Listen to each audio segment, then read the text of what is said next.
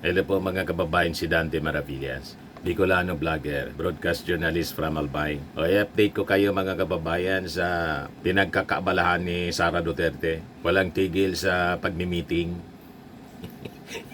Hindi man lang mga kababayan yung meeting na papakinabangan ng mga mamamayang Pilipino, kundi yung meeting, rally para sa kanyang tatay. Paulit-ulit yung mga kwento, mga kababayan, binabago yung narrative ng katotohanan. May relasyon kung bakit yung kanyang tatay nasa kulungan, nakadetain doon mga kababayan sa Dahig, abang sumusweldo mula sa taxes ng ating mga mamamayang Filipino. Ang trabaho niya mag-rally,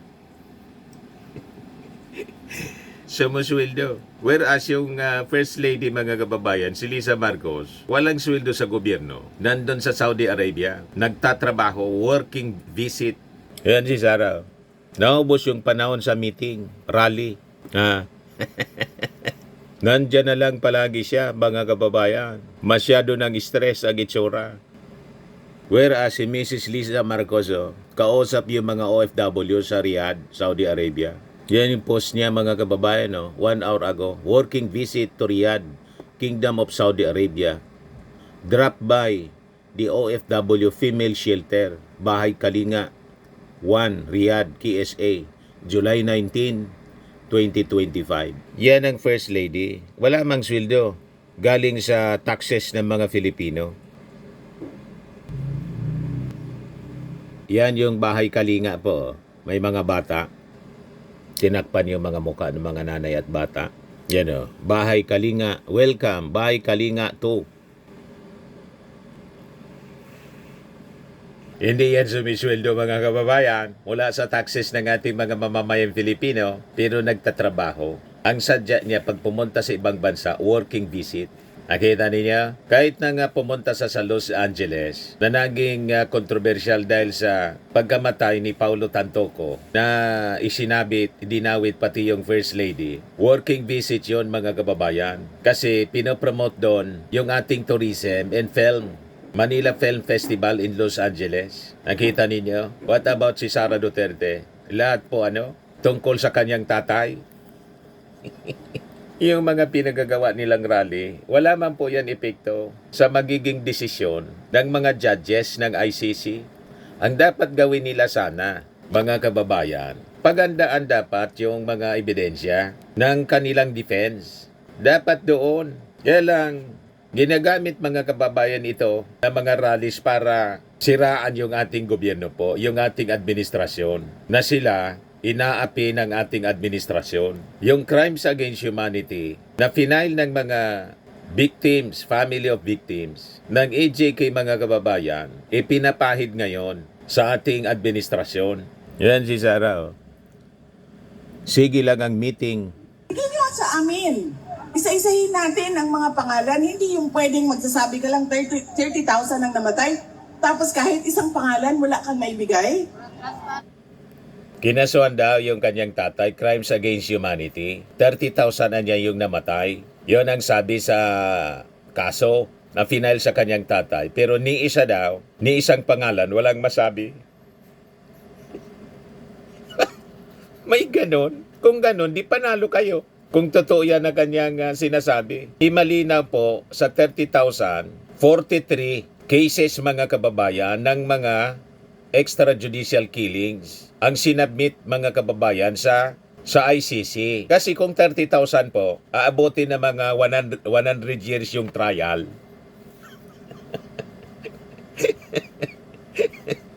Lalong hindi makakalabas mga kababayan si nabuhay. Imagine 30,000, paano mo isa-isang kaso didinigin? Di ba? Kaya ang ginawa po, for facility, sample cases, just to establish the pattern of mass killing na ginawa mga kababayan ng Duterte administration. Yan 43 cases show pattern.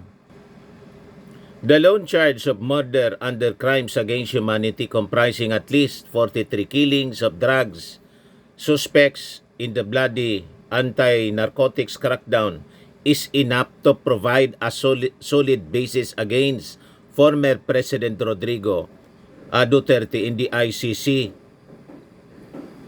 Sabi po ng law expert and ICC accredited lawyer na si Joel Butuyan. Kasi imagine kung 30,000 mga kababayan yung ipoprobe, abuti ng 100 years, baka sobra pa. Di ba? Common sense. Ito yung ginagamit ni Sara na argumento mga kababayan na napakababaw. Ikaw niyan ang pinaniniwalaan po ninyo. More na dapat matuwa kayo kasi ibig sabihin matatalo yung prosecution. I-try ninyo kaya ang ganyang mga argumento. Sumama ka na kasi sa defense lawyer.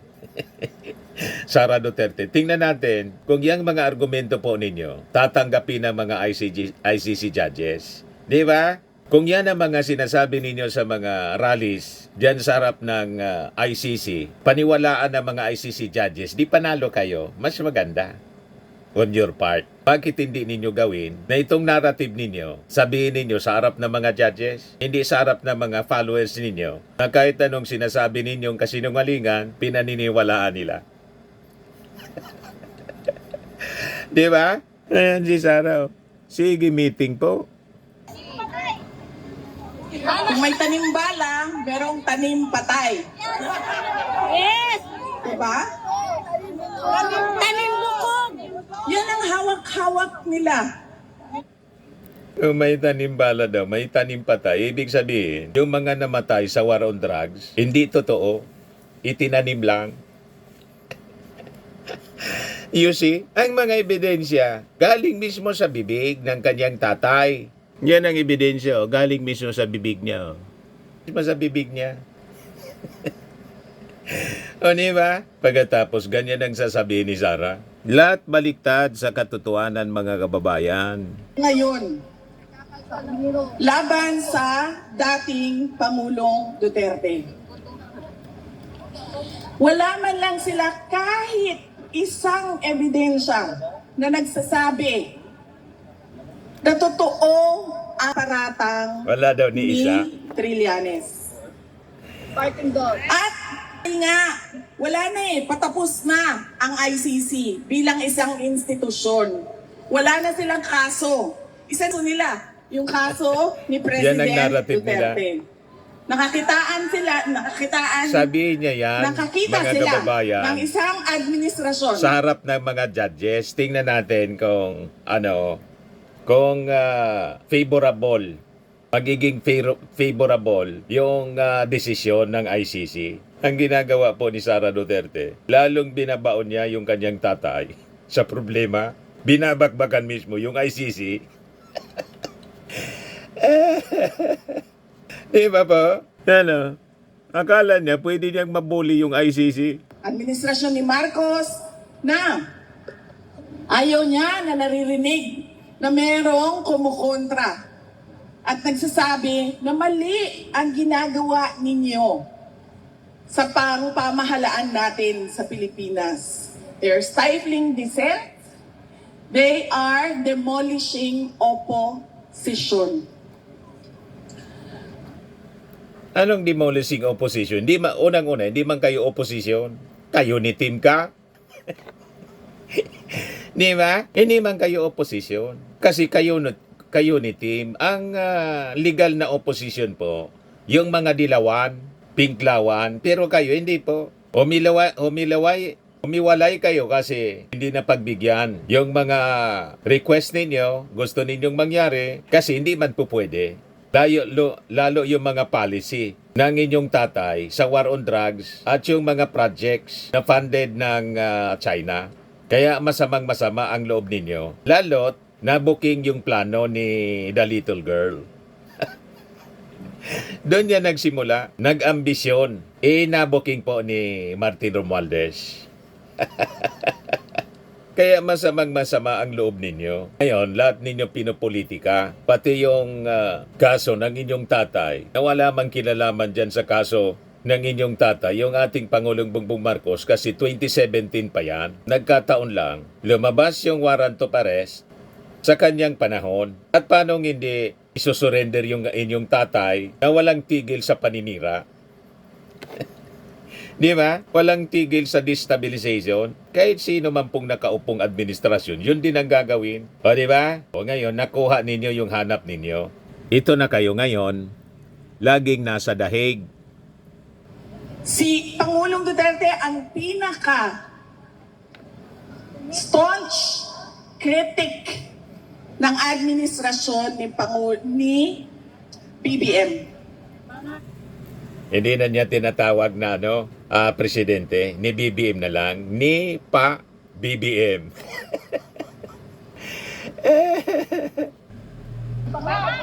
Kaya anong ginawa nila? Nung seryoso na tinatanong, may problema ka sa kapasidad mo mag-isip dahil gumagamit ka ng cocaine. Nung nagsabi na si Pangulong Duterte, pumirma ka ng budget, presidente ka, pumirma ka ng budget na madaming blanco. May problema daw sa pag-iisip dahil sa cocaine. I-compare naman po ninyo sa pananalita at pag-iisip yung tatay ninyo at kayo kaysa sa ating Pangulong Bongbong Marcos. Malabo po na nasa impluensya ng cocaine. I-compare mo yung sarili mo kay President Bongbong Marcos, kapamilya ninyo. Malayo po ang manifestasyon. Mas may manifestasyon po mula po sa inyo. Yan Di ba? Huwag kang mag-alala, ma'am, sa security ko. Kasi may kinausap na ako na tao. Sinabi ko sa kanya, kapag pinatay ako, patayin mo si BBM, si Lisa Araneta, at si Martin Romales. No joke. No joke. Nagdilin na ako, ma'am. Pag namatay ako, sabi ko, huwag ka tumigil hanggang hindi mo mapatay sila. Ano daw ang epekto ng droga sa brain? Yan Insomnia, mood swings, anxiety, hallucinations, aggression, confusion. Agresibo? Wala man ganun po na manifestasyon sa behavior ng ating Pangulo. May kilala akong babae na nagdi-display ng ganong pag-uugali, behavior, aggression. Walaan ninyo, Sara, kung sino. Base yan sa research, Sino nga pala, Sara, yung babaeng opisyal na ini-imagine yung ulo ng ating Pangulo na tanggalin? Diba? Mga ganon ang manifestasyon sa behavior ng gumagamit ng pinagbabawal na gamot. Never natin yan na-observe sa pag-uugali ng ating Pangulong Bongbong Marcos. Napakabait ng ating Pangulo. Niayaw niyang magsalita ng mga masasama. Kahit na nga pinagbantaan siya. Pero ang pinakang mabigat na binitawan na salita ng ating Pangulo, ito ay niya'y aking papalagan. Ganun lang. Di ba? Wala kang marinig ng mga salita ng paganti. Ganun. Madaling sabi, matino ang pag-iisip ng ating Pangulo.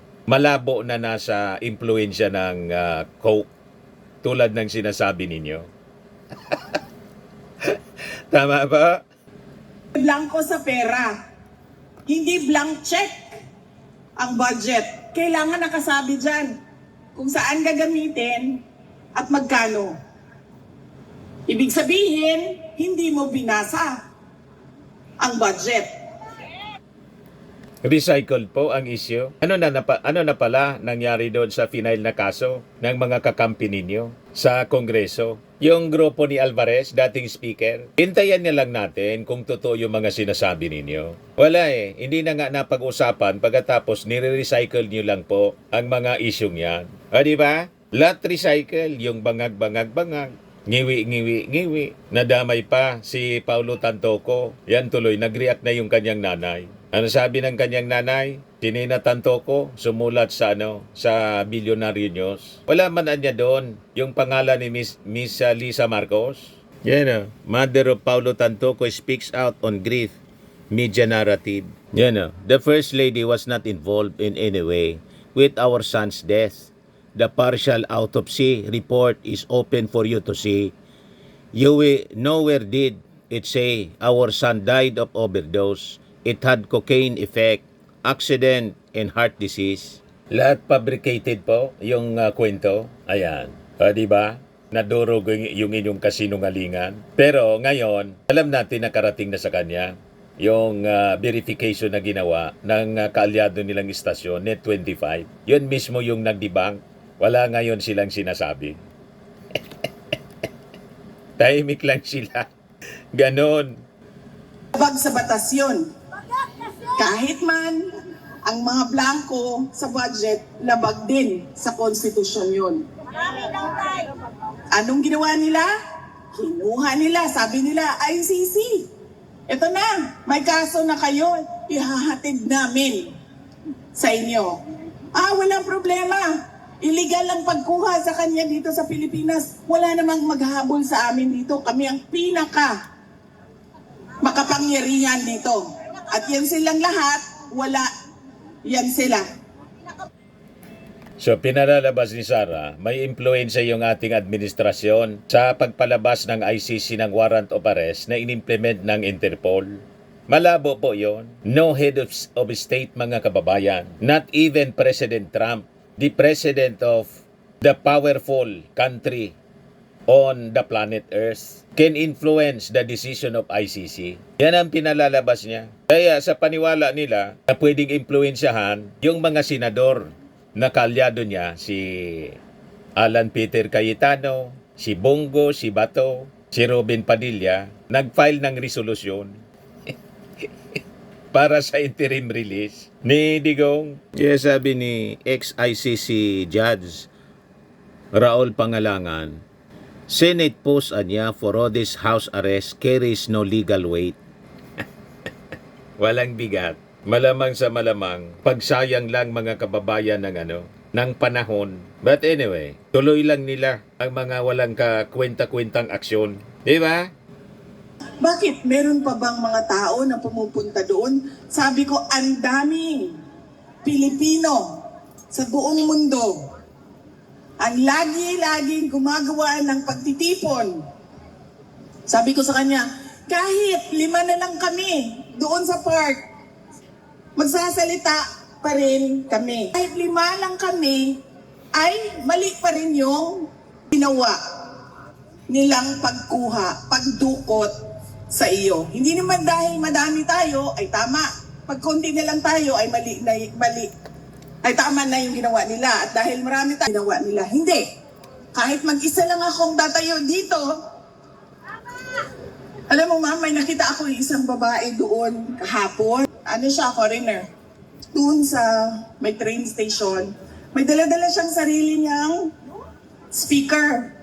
At nagsasalita siya, hindi ko naiintindihan dahil Dutch ata yung salita niya. Nagsasalita siya, mag-isa. Walang nakikinig sa kanya, walang nakatayo sa harap niya, pero nagsasalita siya. Baka baliw.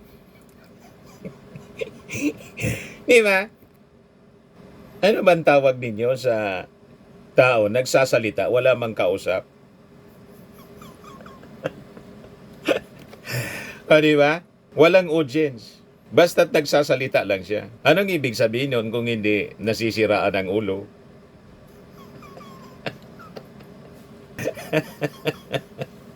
Proud pa siya. Ginawa pang example, mga kababayan, yung isang Dutch citizen, di daw niya maintindihan yung sinasabi. Di mo pala naintindihan, kuninto mo pa. Di ba, mga kababayan? Nagsasalita mag-isa, nagmi-meeting mag-isa. Anong tawag mo dyan kung hindi baliw? Nagsasalita mag-isa. Talaga ito si Sara. May diferensya talaga po. Naisip ko, aabot din ng panahon na gano'n na rin ang gagawin ko. O, di ba? Tanggap niya na yun ang kanyang direksyon. Magsasalita na lang mag-isa. Kahit mag-isa ako, magsasabi ako sa ICC, mali ang ginawa ninyo. At pinagpipilitan nila ang mali na ginagawa nila dahil dinidikdik nila sa ating lahat ang kanilang mga paniwala. It's a very Western-centric mindset. Nakita niyo ba kung meron silang nakuhang mga malalaking detainees, mga akusado? Saan sila lagi kumukuha? Diversionary po.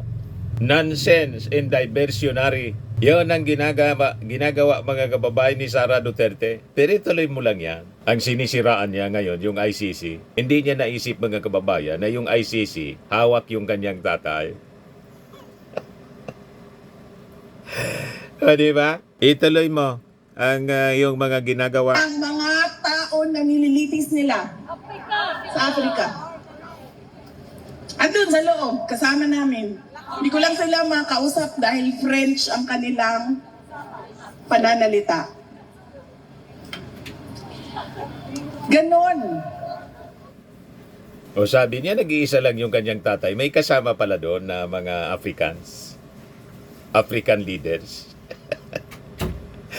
Kita ninyo, mga kababayan, talagang may problema. Kontra-kontra ang kanyang mga sinasabi. Ang ginawa ng ICC.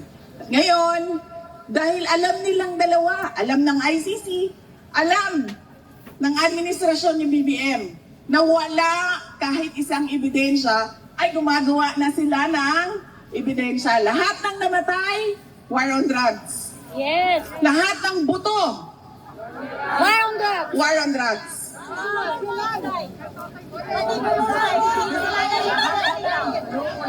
Lahat ng pinatay dahil sa love triangle, war on drugs. Kita ninyo mga kababayan, kung ano-ano na lang po ang pinagsasabi. Bakit kailangan pa sa dami ng mga namatay sa war on drugs mga kababayan? Hindi na kailangan na humanap pa ng mga ebidensya. Unang-una, hindi po yung administrasyon ang nagagather ng ebidensya, kundi yung prosecution.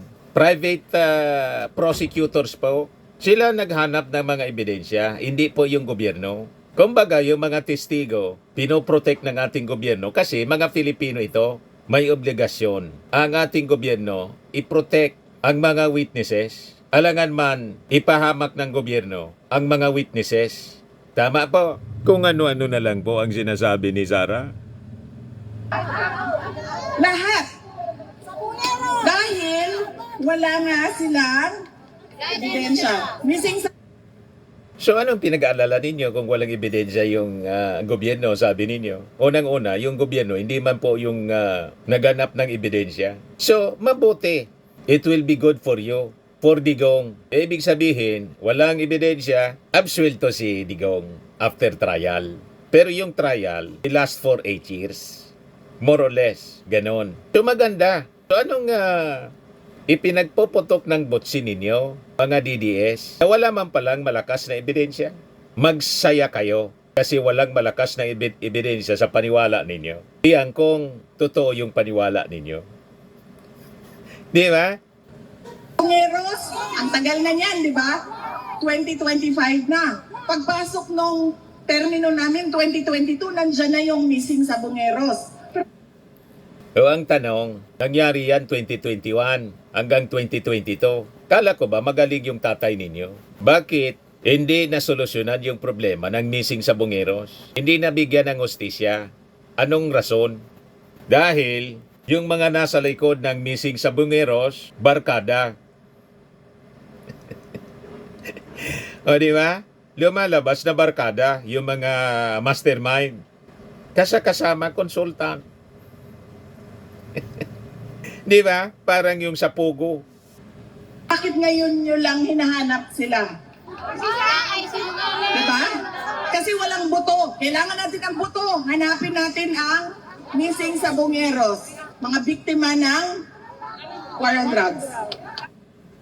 So naintindihan na ninyo kung bakit dito sa issue ng missing sa Bungeros, defensive yung mga DDS. Kasi natutumbok mga kababayan talaga kung ano ang katotohanan na ang missing sa Bungeros, yung mga involved na mga authorities, involved din sa war on drugs. Kaya sila mga kababayan, nagiging defensive. Ngayon, makikita natin dito mismo sa speech ni Sara Duterte, sinisimulan na nila ang depensang propaganda. O di ba? Alam na this mga kababayan. At anong ginawa nila? Noon, sabi nila, mag-iimbestiga ang Pilipinas. Bubuksan natin ang EJK Task Force na mag-iimbestiga.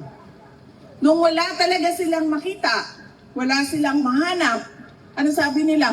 Ay, wala na. Sinunog na lahat ng ebidensya.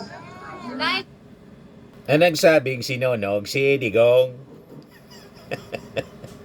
Yan ang kanyang sinabi nung May 2022. Kaya di makitang bangkay, 30 missing sa Bungero, sinunog, sabi ni Digong. Si Digong ang una na nagsabing sinunog. Hindi natin alam kung bakit alam niyang sinunog.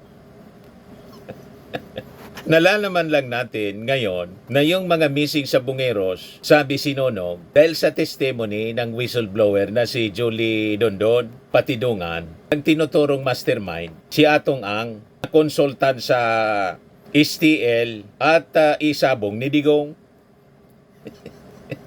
Yan ang report. Pakinggan natin mga kababayan. Pinumpirma ni Pangulong Rodrigo siya ng tulong sa gambling consultant na si Ang para linisin ang hanay ng Philippine Charity Sweepstakes Office. Ito si Atong, I was hearing. Pinawag yan. Pinawag ko yan. Sinabi ko, Atong, ikaw ang number 1 dito sa Davao. Hawak mo lahat. Huwag tayong magbulan. Pumunta ka doon sa PCUSO.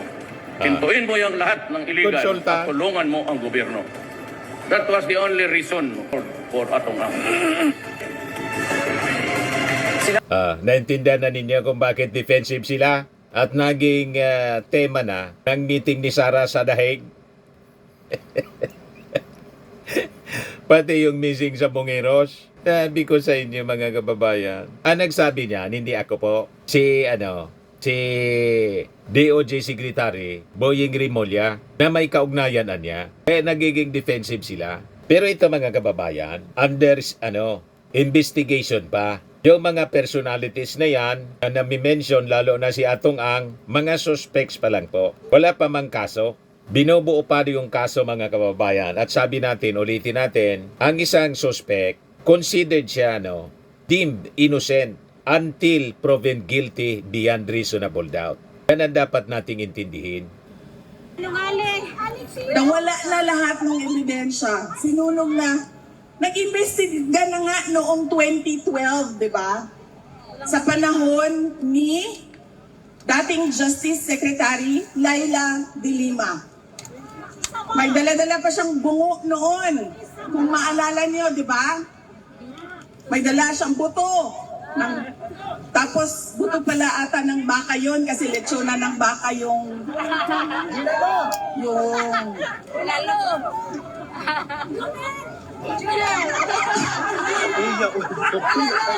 diba? Nag-imbestiga na sila 2012. O, nagbukas na ko noon ng inquiry 2024. Hanggang ngayon, wala silang ebidensya. Pero hinawakan pa rin nila si dating Pangulong Rodrigo Duterte. Kasi ito na lang yung kaso namin. Hindi namin mahuli si Netanyahu eh. Hindi namin mahuli si Putin. Nasabit na pati si Netanyahu tapos si Putin. Yan mga argumento ninyo, sabihin ninyo sa ICC judges. Pag halimbawa na kumbinsin ninyo sa inyong mga argumento na propaganda man lang, alam namin, pwede maganda, makakalaya yung tatay ninyo. Pero itong mga ginagawa ninyo na propaganda, sa pamamagitan ng mga rallies, malamang imbis makatulong, lalong makasama. Di ba? Sa mga naghanap ng malinis and spacious fitness gym, pumunta lang po kayo sa aming Colossal Fitness Gym. We also offer Grab Car Rental with our brand new 2023 model ng Toyota Innova. We also accept booking for those who are planning to travel via PAL, Cebu Pacific, and other airline companies, local and international, and bills payment for Meralco Bills, PLDT, Aleco Bills, etc. Ang Colossal Fitness Gym is located at 3rd floor Security Bank Building, Landco Business Park, Legazpi City, Albay.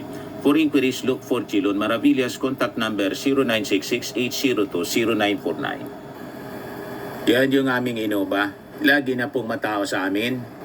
Pati mga foreigners po, tingnan ninyo. Mga British tourists sila. Ang lalaki ng katawan na, mga kababayan, nag-gym sa amin. Ito naman po, Indian National. Ito mga mga European sila. Ito naman yung bago naming product na binibenta online, Eye Glow Serum. Whitening po siya galing sa South Korea. Tingnan ninyo yung epekto sa aking anak na architect entrepreneur, Riz Maravillas. For inquiries, look for Riz Maravillas on FB.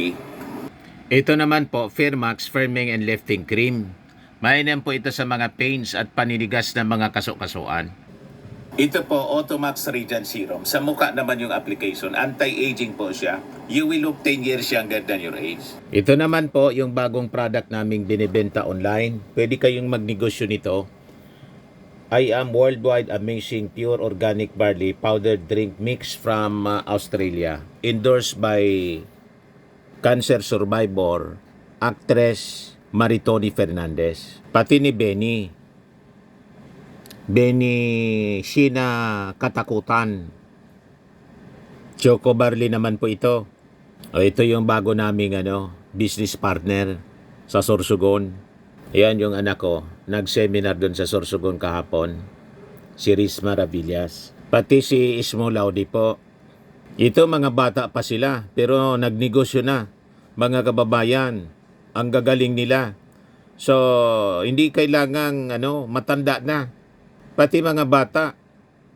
Yan they started their business from scratch. Si Piolo Pascual. Si Aramina. Ito yung business partner namin sa Australia. Pwede kayo na mag-business nito. Paturo kayo sa aking anak. I-orient kayo po, i-training. Pati si Marian Rivera. Marami kaming stocks nito mga kababayan. Pati si Manny Pacquiao na may laban ngayon. Ang mga health benefits mo ng barley, boosts immunity, improves digestion, enhances energy levels, packed with antioxidants, prevent cancer. Sa mga inquiries ninyo, business inquiries ninyo, in orders, message na lang po kayo sa aking anak, Riz Maravillas. Sa mahilig naman po sa mga imported bags and wallets, demiretso na lang po kayo mag-message kay Ma'am Eileen Rosales, Eileen Closet. Naka-base po siya sa Amerika.